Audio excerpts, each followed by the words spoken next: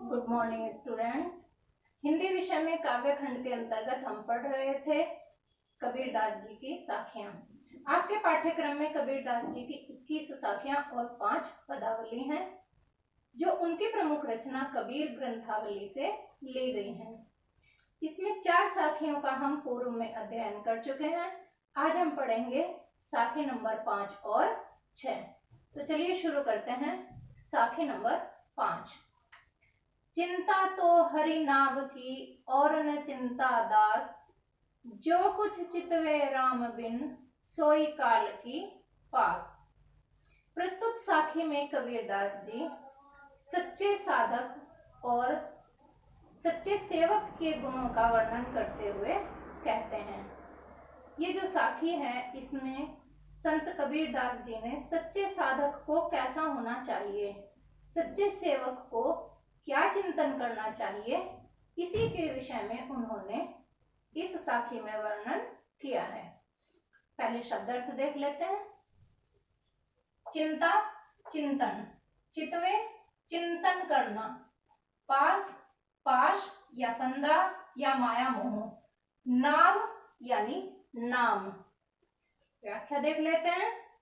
चिंता तो हरि नाव की, कबीरदास जी कहते हैं कि हरि के सच्चे सेवक को, परमात्मा के सच्चे सेवक को केवल राम नाम की या हरि नाम का ही चिंतन करना चाहिए, केवल हरि के नाम का चिंतन करना चाहिए। और न चिंता दास, उस व्यक्ति को, सच्चे सेवक या साधक को और कोई भी चिंता नहीं करनी चाहिए। जे कुछ चितवे राम बिन, परमात्मा के बिना, हरि के बिना और किसी भी व्यक्ति या वस्तु की चिंता करना सोई काल की पास, काल यानी मृत्यु, अन्य किसी भी विषय में चिंतन करना मृत्यु के समान होता है। फिर से एक बार अर्थ देख लेते हैं। चिंता तो हरि नाम की, हरि के सच्चे सेवक को केवल हरि के नाम का या परमात्मा के नाम का चिंतन करना चाहिए। और न चिंता दास, और किसी भी व्यक्ति वस्तु की चिंता नहीं करनी चाहिए। जो कुछ चितवे राम बिन, राम के बिना, परमात्मा के बिना, हरि के बिना और किसी भी व्यक्ति या वस्तु की चिंता करना सोई काल के पास, मृत्यु के समान होता है, काल के समान होता है। कबीरदास जी की भाषा सदुत्कड़ी है, अलंकार निदर्शना है, रस शांत है, शब्द शक्ति लक्षणा है, छंद दोहा है। प्रस्तुत साखी से संबंधित प्रश्नोत्तर इस प्रकार हैं। जैसा कि आप जानते हैं 5 प्रश्नोत्तर आते हैं जो 10 नंबर के होते हैं। तो प्रश्नोत्तर देख लेते हैं। प्रस्तुत दोहे के पाठ और कवि का नाम लिखिए अथवा उपर्युक्त दोहे का संदर्भ लिखिए। दोनों के लिए आप संदर्भ लिख देंगे, पूरे चैप्टर का संदर्भ एक ही रहेगा। प्रश्न 2, चिंता तो हरि नाव की, इस वाक्य का अर्थ स्पष्ट कीजिए। तो लिखेंगे चिंता तो हरि नाव की, कहने का अभिप्राय यह है कि सच्चे सेवक को या साधक को केवल ईश्वर के नाम का ही चिंतन करना चाहिए। प्रश्न 3, किसको दूसरी चिंता नहीं है, किसी भी सच्चे साधक को कोई भी दूसरी चिंता नहीं करनी चाहिए। प्रश्न 4, दोहे में चिंतन करने योग्य एकमात्र किस व्यक्ति या वस्तु को बताया गया है। दोहे में चिंतन करने योग्य एकमात्र वस्तु ईश्वर है, केवल ईश्वर का ही चिंतन करना चाहिए। कौन मृत्यु के निकट है? जो लोग ईश्वर को छोड़कर, ईश्वर के नाम को छोड़कर ईश्वर का स्मरण नहीं करते हैं, वह व्यक्ति मृत्यु के निकट है। तो इससे संबंधित प्रश्नोत्तर अब देखते हैं। साखी नंबर 6, तू करता तू भया, मुझ में रही ना हूं, बारी फेरी बली गई, जित देखो तित तू।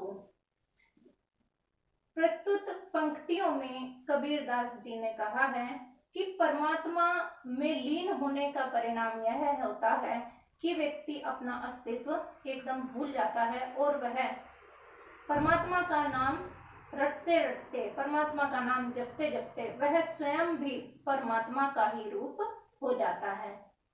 पहले शब्दार्थ देख लेते हैं। हूं यानी अहंकार या अहम भाव।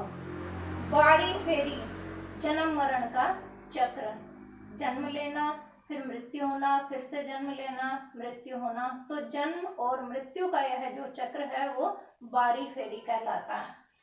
बली गई यानी जल गया है या समाप्त हो गया है। इसकी व्याख्या देखते हैं। तू तू करता तू भया, हे प्रभु तू तू करते करते यानी तेरा नाम जपते जपते मैं तेरे ही नाम वाला हो गया हूँ। मुझ में रही ना हूँ, हूँ माने अहंकार, और मेरे अंदर जो अहंकार था वह सब समाप्त हो गया है।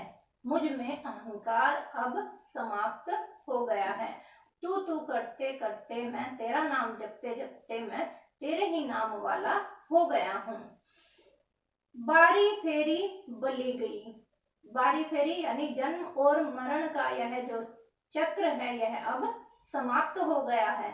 जित देखूं तित तू, जित माने जिधर भी देखता हूँ, तित उधर ही अब मुझे परमात्मा ही दिखाई पड़ता है। केवल मुझे परमात्मा के ही दर्शन होते हैं।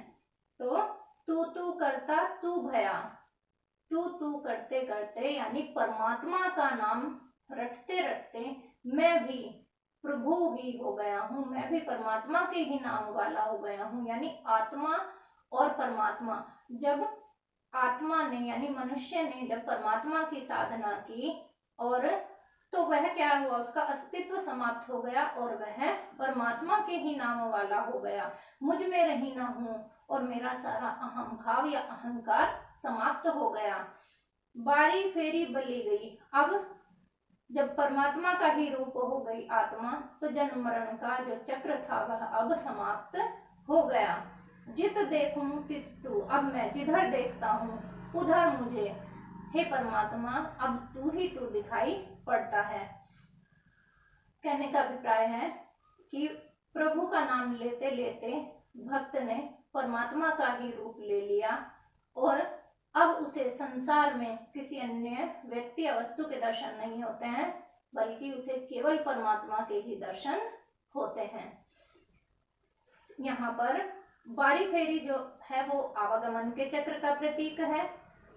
भाषा पंचमेल खिचड़ी है। यहाँ पर भाषा सदुक्कड़ी नहीं है।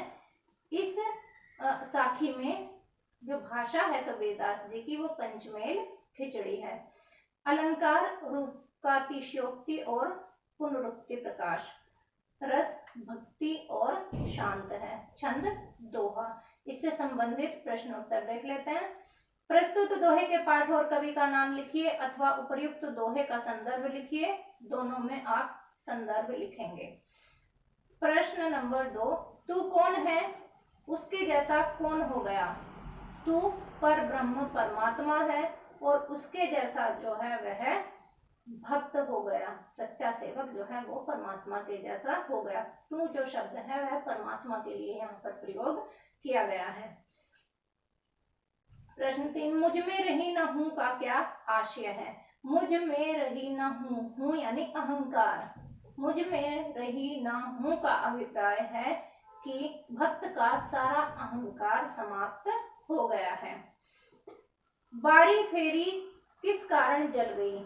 साधक ने परमात्मा स्वरूप होने के कारण, जब साधक ने सिद्धि को प्राप्त कर लिया और वह परमात्मा का रूप हो गया तो वह आवागमन के चक्र से मुक्त हो गया।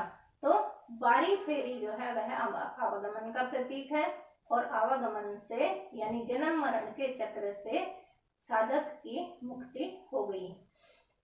बारी फेरी जलने का क्या परिणाम हुआ।